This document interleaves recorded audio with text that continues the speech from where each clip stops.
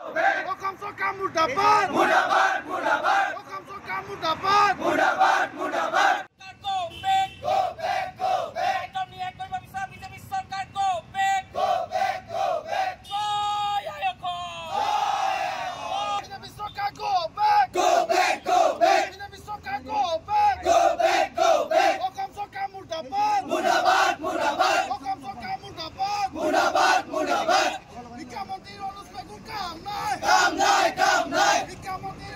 হয় আচলতে বিজেপি নেতৃত্বাধীন কেন্দ্ৰীয় চৰকাৰখনে এটাৰ পিছত এটা জাতিসংঘী সিদ্ধান্ত গ্ৰহণ কৰি আছে আৰু শেহতীয়াকৈ বিজেপি নেতৃত্বাধীন চৰকাৰখনে অসমীয়া জাতিৰ মাধ্যমৰ ওপৰত হাত দিছে আৰু সেয়ে আমি বিজেপি নেতৃত্বাধীন চৰকাৰখনক কৈ দিব বিচাৰিছোঁ যিটো জাতিয়ে মাধ্যমৰ বিৰুদ্ধে ভাষাটোৰ বিৰুদ্ধে আন্দোলন কৰিছিল ছাত্ৰ শ্বহীদ হৈছিল আৰু সেই জাতিৰ মাধ্যমৰ ওপৰত পুনৰ হাত দিছে গতিকে এনেধৰণৰ কাৰ্যৰ পৰা তেখেতলোকে বিৰত থাকক ভৱিষ্যতৰ দিনত এই সিদ্ধান্ত তেখেতলোকে বাতিল কৰিবলৈ বাধ্য।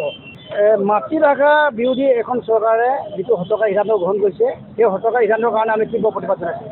মাধ্যমে কেইবাজন শ্বহীদ হ'ল মাধ্যম আন্দোলনৰ কাৰণে মাধ্যম আন্দোলন কৰি শ্বহীদ হোৱাৰ পাছত এখন চৰকাৰে এনেকুৱা ধৰণৰ এটা হতকা সিদ্ধান্ত গ্ৰহণ কৰিছে যি সিদ্ধান্তই এইটো মাতৃভাষা বিৰোধী এটা সিদ্ধান্ত।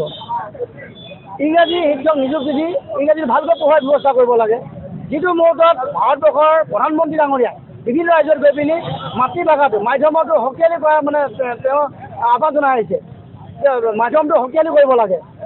তেনে মুহূৰ্তত এইখন চৰকাৰে এটা হতকা সিদ্ধান্ত কৰিছে তেওঁলোকে মাতৃভাষাটো মানে মাধ্যম মানে এটা বিৰোধী সিদ্ধান্ত গ্ৰহণ কৰিছে আৰু অসমীয়া জাতিৰ অস্তিত্ব বিপন্ন হ'ব এনেকুৱা ধৰণৰ হতকা সিদ্ধান্ত।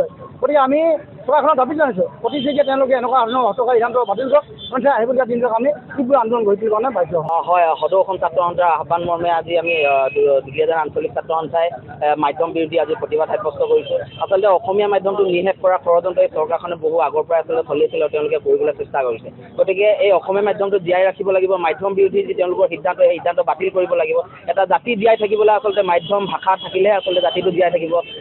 গতিকে এনেধৰণৰ কাম কাজসমূহৰ পৰা চৰকাৰক বিৰত থাকিবলৈ আহ্বান জনাইছোঁ। মাধ্যমৰ ওপৰত হাত দিবলৈ তেওঁলোকক আমি মাধ্যমৰ পৰা হাত দিয়াৰ পৰা তেওঁলোকক বিৰত থাকিবলৈ আহ্বান জনাইছোঁ। কাৰণ মাধ্যম 1971 চনৰ আচলতে মাধ্যম আন্দোলনত বহুকেইজন আচলতে শ্বহীদ হৈ গৈছে মাধ্যমৰ বাবে।